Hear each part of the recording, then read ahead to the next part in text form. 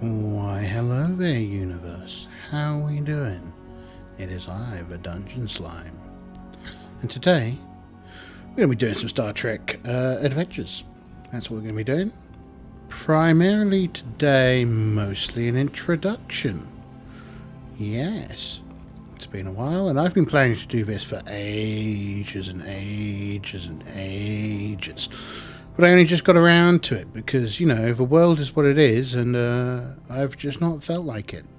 But hey, here we are now. So, first of all, let's set kind of like what we're doing, where we're doing it, what's in our canon and what's out of our canon.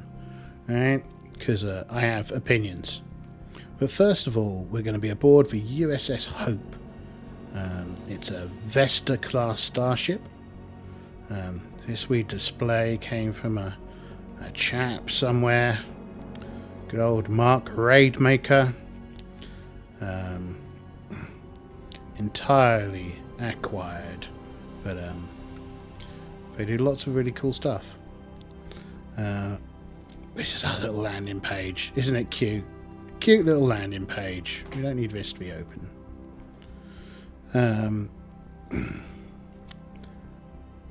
Which means, so the Vesta class comes out in the 2380s.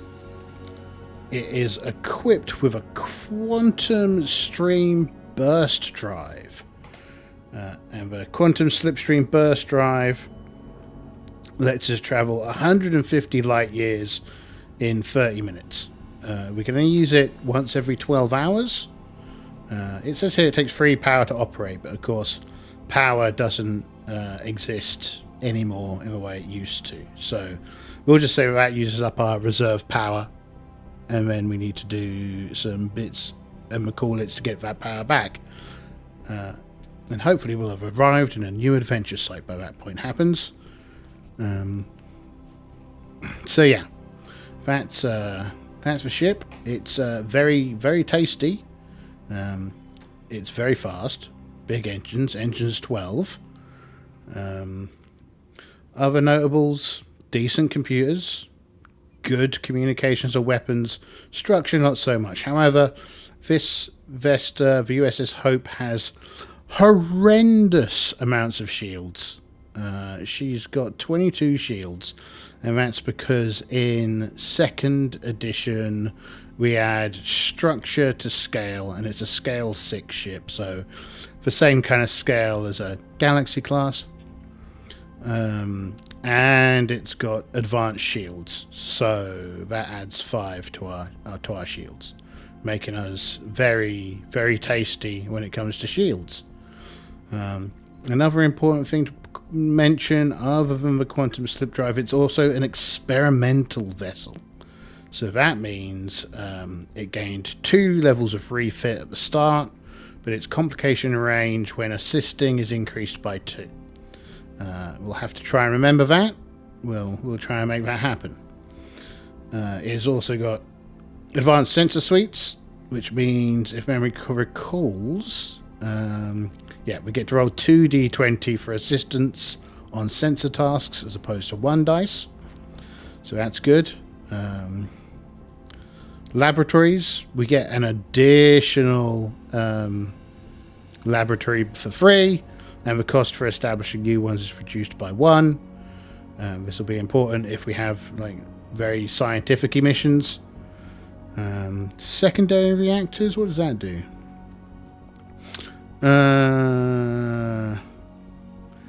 The ship has additional impulse and fusion reactors, which allow the ship to generate far greater quantities of energy. Once per scene, whenever you use the reroute power action, you may spend 2 momentum and immediately use that to regain reserve power. Cool. So we can get our reserve power back easier. It's got rugged design, so that means whenever a task roll is attempted to roll for a breach, to attempt to patch or repair a breach, one of the d20s may be re-rolled. Further, the crew may spend momentum to patch a second breach. This will cost 2 momentum. So we can fix more than one hull breach at a time, because the ship's a tough old bird. It's one of those chickens which is all stringy. I think that's the most of it. Improved warp drive. Whenever a ship takes for warp major action, roll a d20. If you roll equal to or higher than the ship's engines, you do not spend reserve power. Equal to or under the ship's engines, you don't spend reserve power. So this means you can go to warp and possibly not lose your reserve power. So that doesn't count for the quantum drive, but it does count for the for normal warp drive. So if we try and warp away from a sticky situation, we'll still have reserve power left for something. She's got phaser arrays and phaser cannons and quantum torpedo banks. So tasty. And she's currently configured for multi-role exploration. Skill-wise, the department's not too amazing, but then this is her maiden Voyages. So hopefully the crew will get better as we go on. So that's for ship. Our captain, Azala Tanan, is a captain, a trill, serious, fair, and even-tempered. We can see here that they're sciencey. That's their kind of main background, and they've branched into command, which is why they've got command of a ship, because they are kind of like this mixture of science specialized and command specialized. And we'll see in her focuses, she's got cultural expert, which will help us out with meeting new species, temporal mechanics, sciencey stuff, computer science, engineering and sciencey stuff, anthropology, understanding new species, diplomacy, very useful for a Captain A, and xenobiology.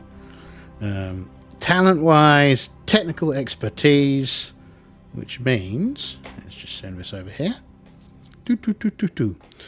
Whenever you attempt a task that's supported by computers or sensors, you may re-roll one of the d20s in your pool, or you may re-roll the ship's d20.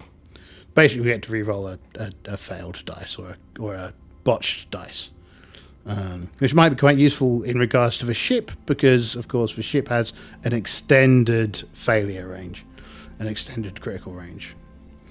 Applied research. Once per scene, you may attempt a task which relates to information you have received earlier that scene from an obtain information question. The first bonus die you purchase for free. What does this mean? Once per... Alright, so if we attempt to do something based on information we've received, we gain a bonus dice for free. Okay, cool. I always wonder about that, whether that means my second dice still costs 2 points or whether it should cost 1 point. I presume it should cost 2 points, but that's what we'll do for now. Learn from failure? What does that do for us? When you fail a science task, you may add free threat to create a trait which represents knowledge or insight gained from failure. The cost of this is reduced by 1 for each success you scored on the failed task. Right, so if there's like a difficulty 4 and we got free success, we could purchase it for the cost of this is reduced by 1 for each. Yeah, so we could reduce that to 0 threat. Whereas if we only got 1 success, then we'd get 2 points of threat. That, I think, is what it means here. Okay. And patient. Species ability. So this is because she's a trill. When you succeed at a task where you purchased 1 or more d20s by spending momentum, so only momentum, not threat, you generate 1 bonus momentum for each d20 purchased. Bonus momentum may not be saved. Okay, so we'd have to spend it to increase the intensity or something like that. Okay. And then her values are always expect the unexpected. Discovery is a process, not an event. Nothing that exists is unnatural. Conflict should always be the last resort. Okay. And then equipment, just standard Star Trek-y stuff. Biography, so she was raised on a busy colony. She was raised in Starfleet, and she accepted it. She went to Starfleet, and she did the sciences track. She started off as experienced, and her career events were First Contact, an encounter with a truly alien being. So she was on a First Contact mission. So that's straightforward enough. Encountered a truly alien being. So that's something like that giant talking cloud that killed that chap that one time. And that's her. So that's kind of her information. Now, what's her canon going to be? Okay, so I have some pretty strong opinions on what I find interesting and what I'm not interested in. So, considered to be real, or mostly real, Enterprise. Though some at time travel and shenanigans, maybe not. We're not big into the temporal war here. The original series, of course. Wrath of Khan. Love that movie. Great movie. Undiscovered Country. Also love that movie. Particularly when Kirk kicks the monster in the knees. TNG. DS9. Voyager, and most of Lower Deck. So some of the stuff mentioned in there, maybe not. So this means that we're not counting the TNG movies, because I think they're all crap. We're not including Picard, because I think it's crap. We're not including Discovery because it doesn't interest me as a show. I always really wish that I could enjoy it, but I've recently started to try watching the second season, and the first episode of the second season I think is pretty good. It's far more Star Trek-y than the first episode of season 1. But this comes to one of my biggest things, which is I hate Section 31. Right? I think it completely undermines the universe, and it completely undermines the point of Star Trek. Right? So, in here, what does this mean? Right? Romulans still exist. They still have a homeworld. And the Romulan Empire is rebuilding. There has been some defection into the Federation, but still the Romulan Star Empire is a significant threat. And a significant player in the region, because of course it's recovering from the Dominion War. No silly space octopus. Also, no silly storyline where Romulans have super secret ninjas that kill AIs. Silly. Not interested in it. No Federation becoming dark and evil. Right? The Federation is a beacon of all our best hopes, right? It's going to be super queer, kind of super progressive, kind of an anarchic twist on it all. We're doing our thing, right? Section 31 exists, but it is a pariah group of war criminals that the Federation and Starfleet are committed to hunting down and putting on trial, right? There is no collusion with Section 31. There is a general order out. They are to be tracked down and put to justice wherever they could be found. Federation doesn't use synthetic people or holograms as slave labor, for obvious reasons. Enterprise D is still cruising about because generations didn't happen. Though she's really long in the tooth by this point in time. Definitely in that kind of like B fleet situation, like we always see the Miranda throughout things, right? Great space frame, got lots of power, lots of upgradability, be around for a long time. Much like the Constitution, again, probably a good 100-year lifespan in that ship. And the fleet didn't get destroyed in a silly all the young people are Borg now event. Don't like it. Don't care. Stupid idea. It's currently 2387. And here's my blurb again. Section 31 is a small renegade faction of terrorists that became known during DS9. They illegally appropriate Starfleet material and have deep links to criminal organizations. A general order has been issued that Section 31 criminals and derivative organizations are to be apprehended and tried for war crimes and treason to a Federation. Starfleet officers are permitted to take and execute the order with prejudice within the framework of the law. All right. This is my view on it. Your view may differ. That's what we're doing. This is this universe. This is the beauty about role-playing, right? We can go, okay, I don't like that stuff. I do love this stuff. This is what we're going to do. Campaign directives. Explore new worlds and encounter new polities. Prosecute Section 31 with prejudice. Uphold the spirit of the Federation. And no Borgs. We're tired of Borgs. The Borgs suck. So, I'm not big on the Borg. They were fine, but we've done them. They've been done. They're done. They're finished. We've done the Borg. Okay, the Borg was a thing. It's now not a thing. Not interested in the Borg. Plenty of other things we can do, unless we think that we can do something interesting with the Borg, right? Or the dice really force us down a Borg route. Otherwise, we're going to avoid them like the plague. And yeah, and because we've got this quantum... One of the reasons why I picked this ship is with the quantum burst drive, we can go anywhere, right? If we look at... like the star map, like 150, these are, I think, 20 light year. 20, yeah, these are 25 light year blocks on this map. Every map is different, but we take this map. So 150 light years will take us 1, 2, 3, 4, 5, 6, right? So we could get from Sol to here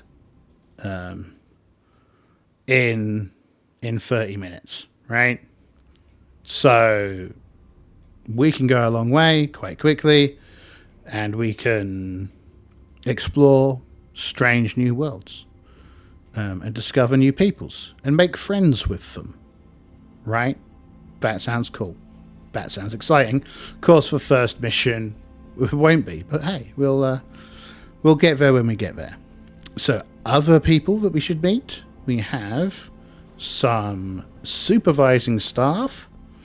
So we have Dorgan, our chief of security. I've built them like supporting characters, so our mileage may vary as to whether or not we need to make PCs, but I thought I'd build the key officers so that we don't need to make lots and lots and lots of officers as we go, right? So we have some basic officers ready to go. So Dorgan, the unknown is our playground, is their value. They have little empathy for others. They always have food and they want to explore. Focuses, kind of efficient evasion, repairs and maintenance, starship recognition, Starfleet protocols. Why have I got... That's not supposed to be science officer. Get rid of that. Yeah, that should be security officer. Security... chief of security. Which one do we think is second book? I've got... yeah. That one? That one. That one? That one. That one? That one. They both look the same. Let's do this one. So, chief of security means that... The chief of security oversees the ship's security department and is responsible for ensuring the safety of the ship and crew during the mission. For the investigation of disciplinary and criminal matters, and for overseeing the protection of important persons aboard the ship. On many ships, the chief of security operates the tactical station on the bridge. When aboard the ship, the Chief of Security always has the advantage security detachment, which represents the ship's security personnel. I think that's interesting when they phrase it like that, because there's no really, that's kind of a yes, so that basically means that some things are possible that wouldn't be possible otherwise, right? The advantages system. So it counts as like a trait. So it might make something easier, or make something that would otherwise not be possible. So that's Dorgan. Next, we have Mongun, our chief engineer, Benzai. A perfectionist, they value honour and they want to explore. And their value is never leave a stone unturned. I think probably the coordinated efforts and repair team leader are going to be most useful. Station operations, not so much. And mental discipline, that'll be good.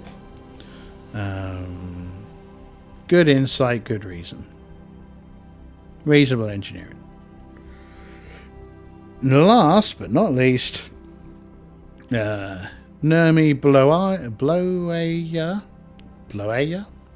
You can tell I used a random generator for the names, eh? She's a Bajoran, chief medical officer. Has the will of the prophets as an additional bonus, and chief medical officer as their thingy. Again, the main thing here being it gives us the advantage, right? Science serves life, and a lot of very medical disciplines. Personality cold, methodical, and practical. Wants to protect her crew and the Federation. So that's her. So that's our crew. I don't think we really have much of a background on these folks. We can find out in the future. So yeah, that's the crew. How exciting. They will, of course, be going through space. Lots and lots of space. I've just noticed that for some reason my mouth doesn't work properly. Because that's just the way it goes. Oh well. Yeah. So, we should probably get underway. The USS Hope. Captain's log. Stardate 64-145.21. We are scheduled to arrive at the Trenna Omega 21 system after testing the slipstream quantum burst drive to deliver some much needed construction materials to a team working on a new quantum torpedo manufactory on the moon. I've missed out some words there, eh? By all accounts, this is going to be a simple supply run before we head out to explore uncharted space. Everything is new on the Hope, and this should be a good opportunity for the crew to mesh. I'm sure nothing untoward is going to happen. Awesome. Now, we've got a bit of mission scaffolding here. So we're kind of using a bit of the old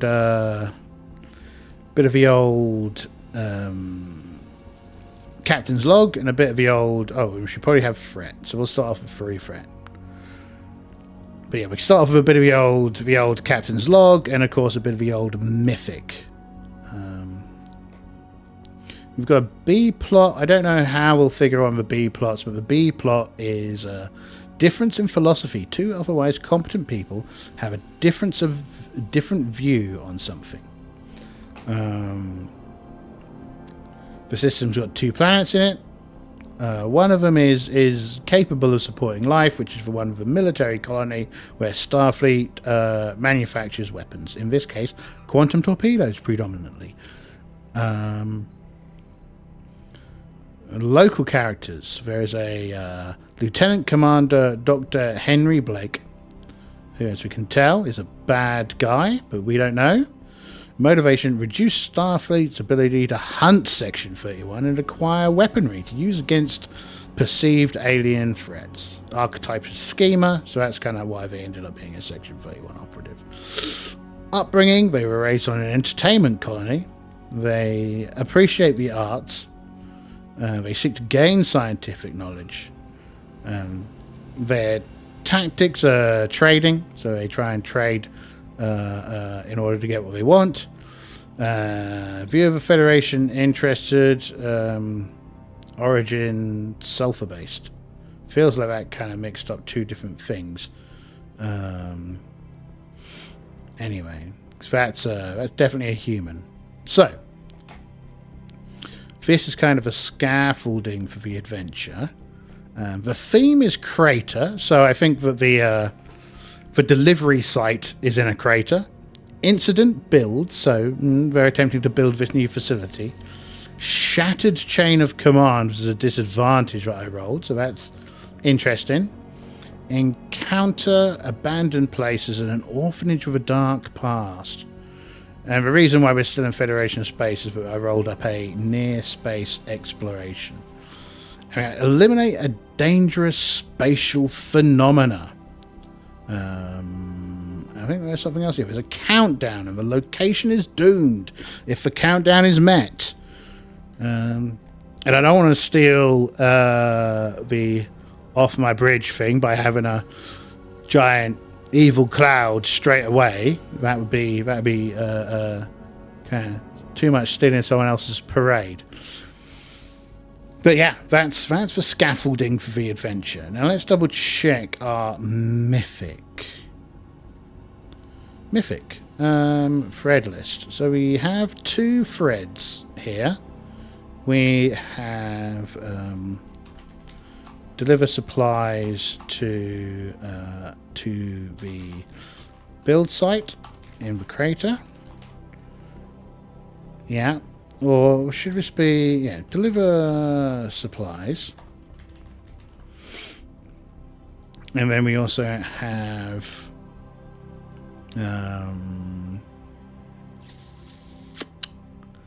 we've got the difference of philosophy. Okay. And then we've got the... as a theme... Then we've got this dangerous space phenomena. Do I want that as a theme, or should I have that down as an NPC? Good question.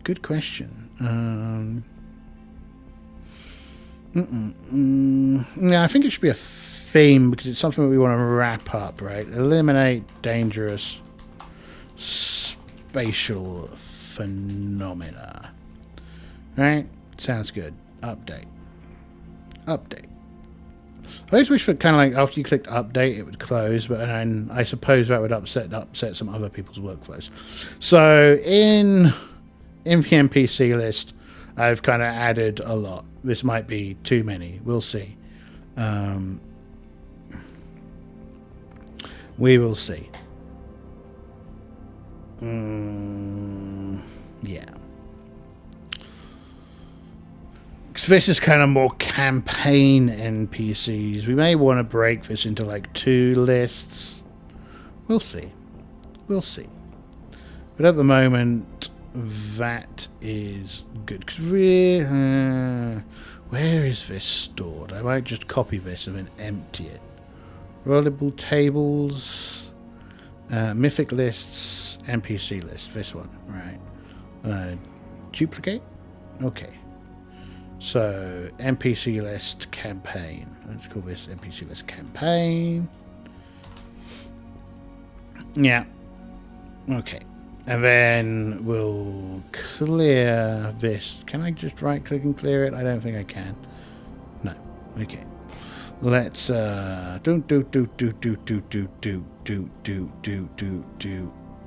takes us down to 5. So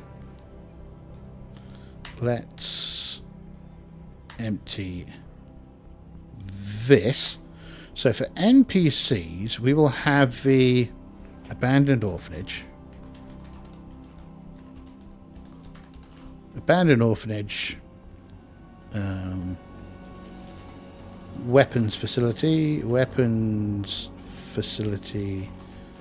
build site.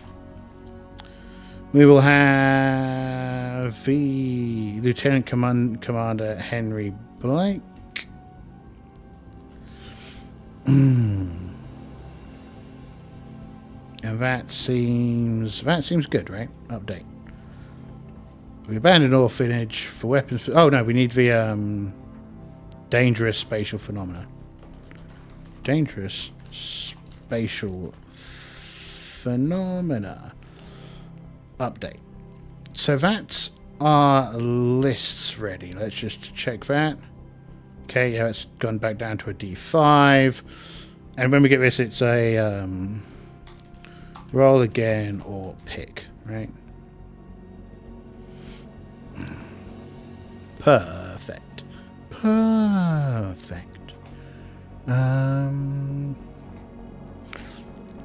Right, so we jump out of quantum jump. Seems like a thing that we should do. And that feels like something that we don't have a helms person. Well, I suppose we should probably create a helms person. So that'll cost us one of our support. Now, I've currently got the old Star Trek Adventures character creator. So if you've not used it, it's very useful, particularly if we're doing stuff like this. So we want a next generation era character. We want to create a supporting character. They are Starfleet. They're not supervisory. They are helms officer. Okay.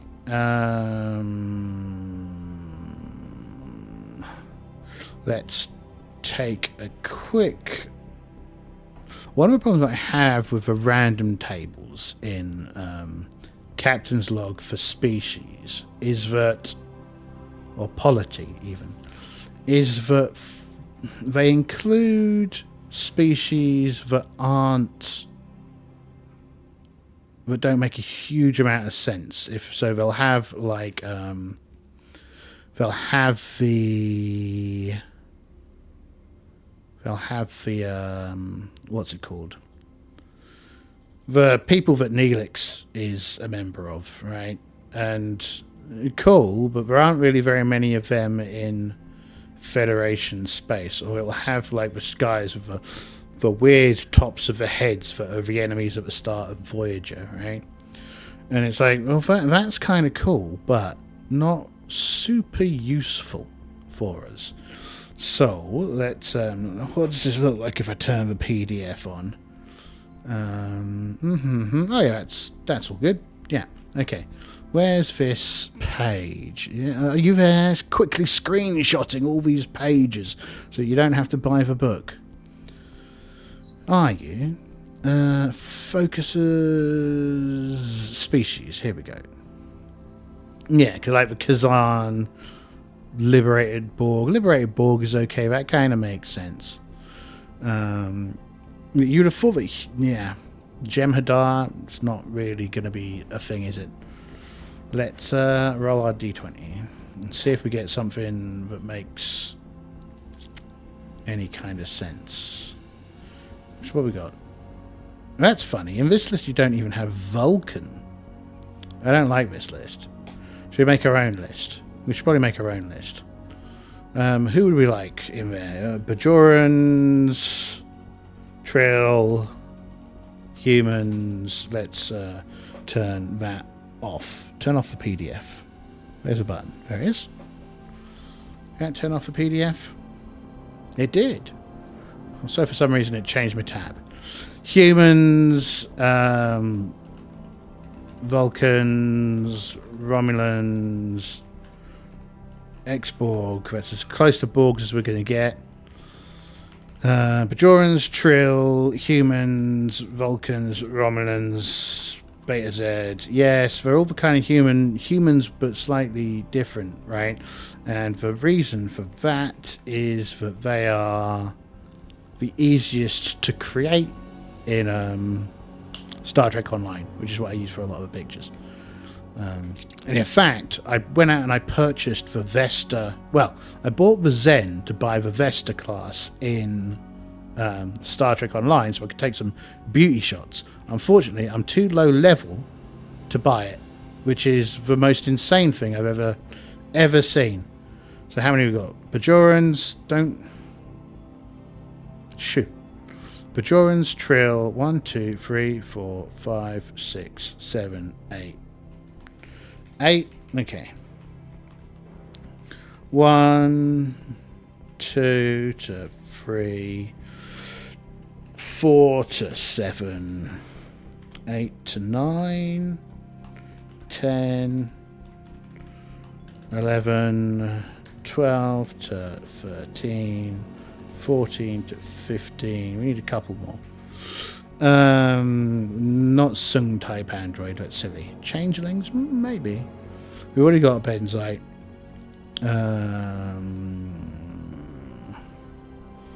Oh wow, Risian. We could be Risian.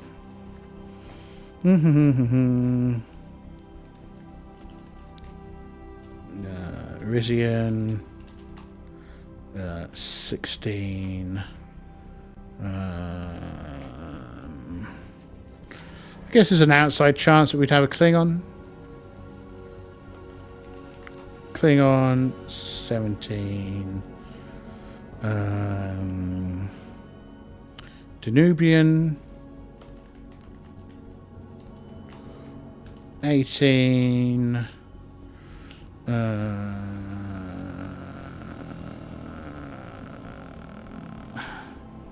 Definitely no Folians. No Zinti, thank you very much.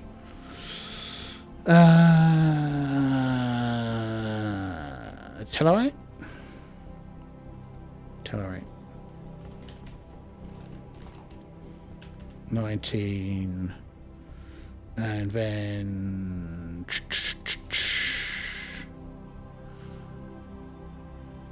No, a comp are even sillier than the thingies. We've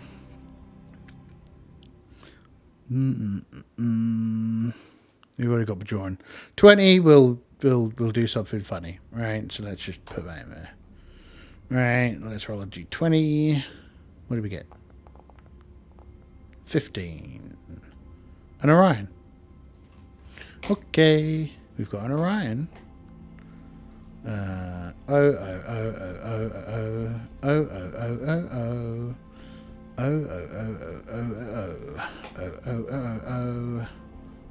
want to go Darren.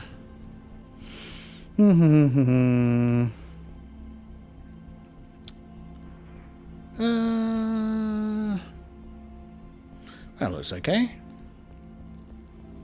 Right, Con should be their top one. Maybe engineering. Well, maybe security, actually. Yeah, okay, that looks good. Focus. Tracking. Boat piloting. Astronavigate, that sounds good. Evacuation procedures? Sure. Attack run? Yeah, probably. Okay. Ensign. And I'm just going to open up a different window to do this, because you never know what's going to happen when you type in your little bar. Orion Star Trek random name generator. And then also let's do a quick dice roll. 5. Okay, lady.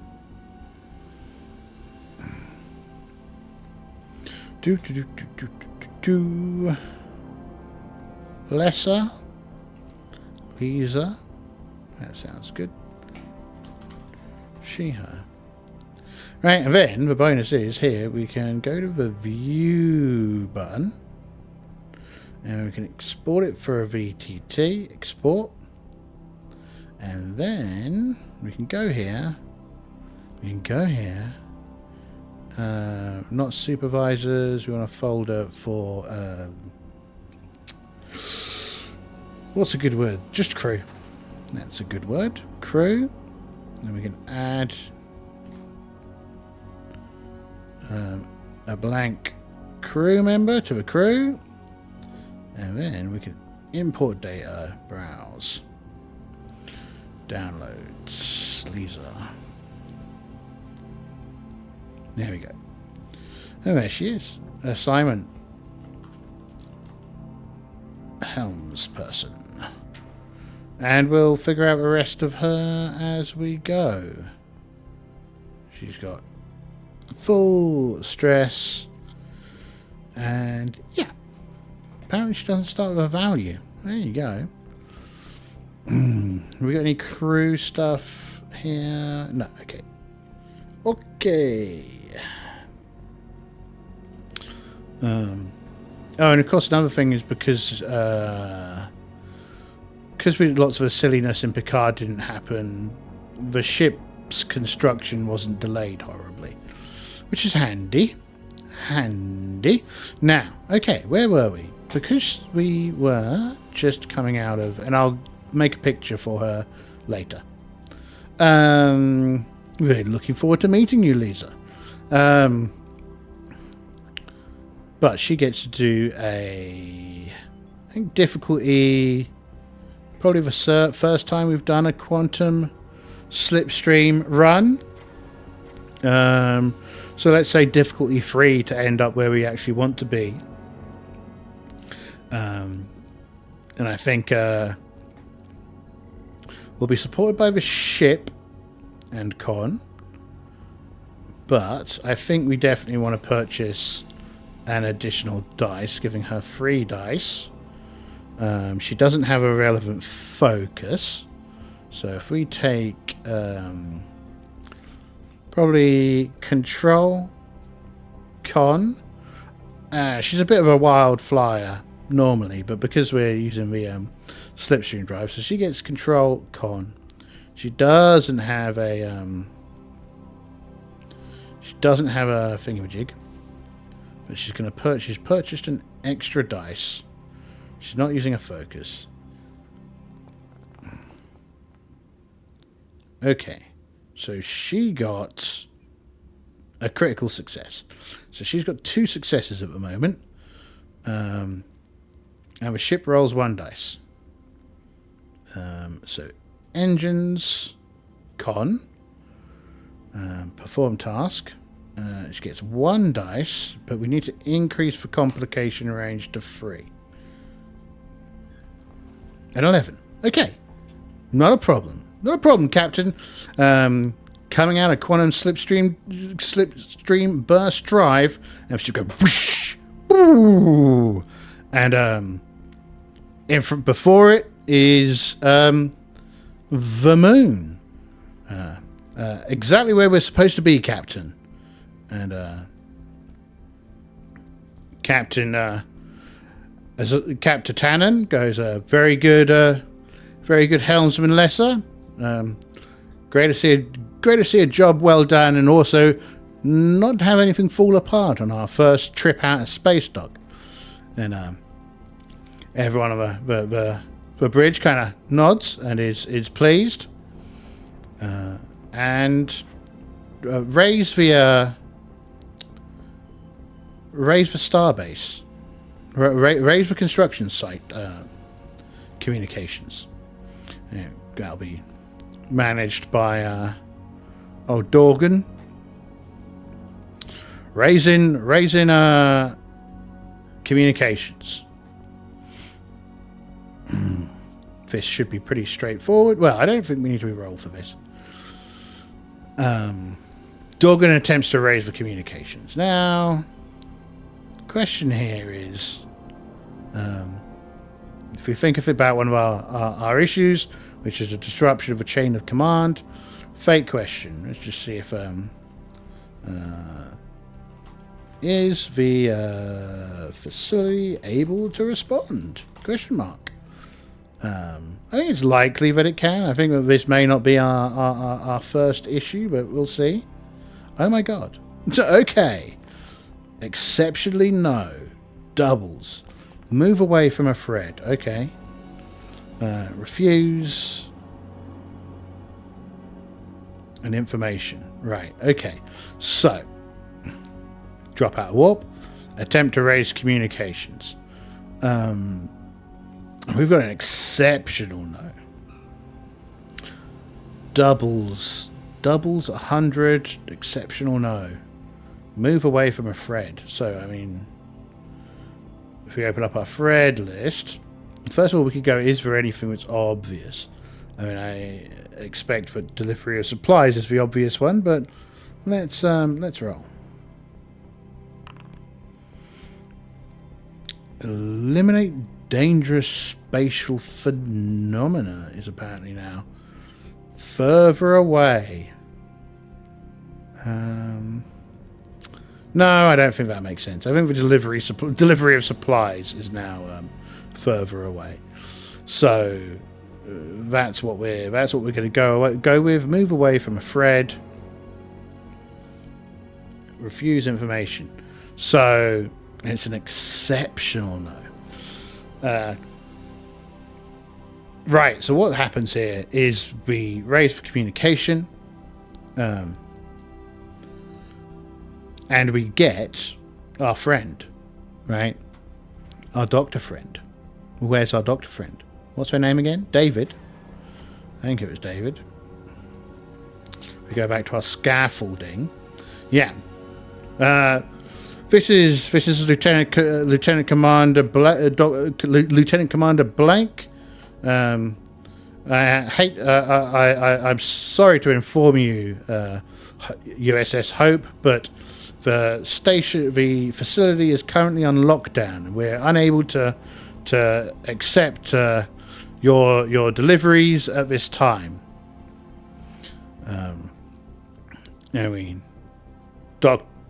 Captain goes, that's strange, she says. What seems to be the problem? Can we help? And let's make a roll. Oh, wrong thing. Not the ship roll. Let's make a roll on her. On her insight command, right? I think here we're trying to figure out. Well, try to see how we come across. Well, probably presence, right? Offering assistance. But I think the good doctor is going to be very resistant to accepting any form of assistance, which will also be very suspicious. So we're going to say this and a difficulty 4. She can't get any support from the ship. None of her focuses really help in this situation. So yeah, it's a difficulty 4. So she is going to purchase. You know, I was kind of curious as to why the GM has made the difficulty so high. So she's going to purchase 2 dice, which means she gets to roll 4. Actually, maybe cultural expert, anthropology. Can I give her 1 for cultural expert? Maybe. Oh, I gotta double check something. Yeah. Okay. Yeah. So we're just gonna give her 4 dice.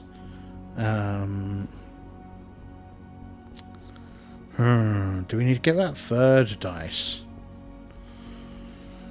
No, well, she's got this learn from failure, so maybe. Well, because I give her. Yeah, okay, no, let's go with these 4 dice and see what happens. She doesn't have an advantage here. Oh, wow, she got it. 4 successes. Right, okay.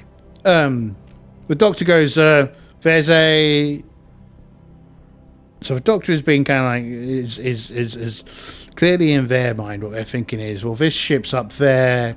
Starfleet officers are so goody two shoes and generally such a nuisance anyway. I'm gonna have to do something to keep them busy, right?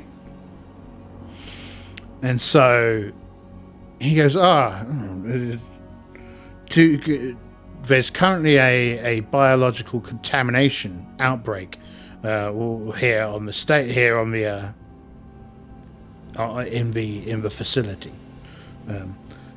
If it would be possible for you to send down a medical contingent to help with dealing with this event, that could be really, really useful if you have any experts in alien plagues and illnesses. And Azala Tanan send over any information that you currently have on the condition, and we will review it and then send down our best people to help you with the situation. Good. We're in particular need of intensive care solutions. Very well. Okay, so feels like a scene there. Now, have we got anyone interesting on board?